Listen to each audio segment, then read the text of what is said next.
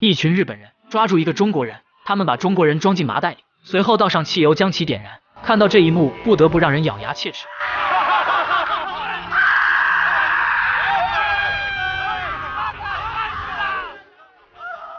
而鬼子觉得还不过瘾，又将手榴弹绑在麻袋上，接着一脚踢进水里。看见水花四起，他们高兴地欢呼。然而这只是鬼子对中国百姓的冰山一角。1945年，二战已接近尾声，鬼子在战场上被苏军打得节节败退，他们却把气撒在老百姓的身上。他们让一群手无寸铁的百姓站成一排，然后进行惨无人道的屠杀，无论男女老少，一旦被抓住，绝无活口。老杨很幸运，他没有被子弹打中，侥幸躲过一劫。鬼子换上子弹准备继续射击，而老杨不仅不怕死，他还是个有骨气的中国人。他昂首挺胸，并用眼神死死盯着鬼子。而就在鬼子准备扣动扳机时，一辆苏联红军坦克破墙而入，直接将这群鬼子送回了地狱。就这样，老杨被苏军救了下来。但由于双方语言不通，他们根本无法交流。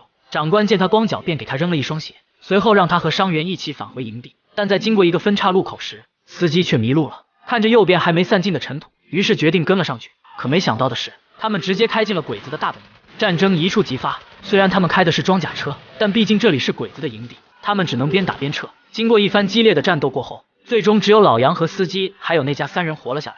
于是3人结伴而行，他们很快来到一座木桥，发现桥的另一端有一个岗哨，司机拿着枪便上前探路。就在快要接近岗哨时，突然一颗手雷从里面扔出，司机吓得赶紧趴在地上。当他仔细一看，才发现手雷的引线没有拉，他立马起身冲进岗哨，一脚把门踹开。原来里面躲着2个日本学生，见到敌人，一个女孩直接服毒自杀，而另一个叫秋叶子的女孩拿着药丸始终下不了手。但司机并没打算放过她。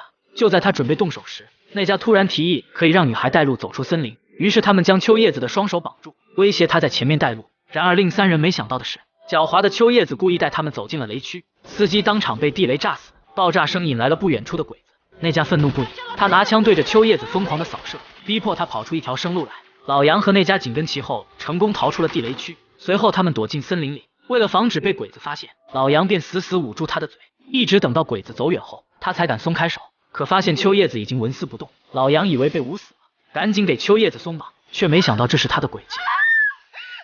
一声大叫引起了鬼子的注意，好在此时一只大鸟飞过，这才打消了鬼子的多疑。等鬼子走远后，2人决定杀掉秋叶子。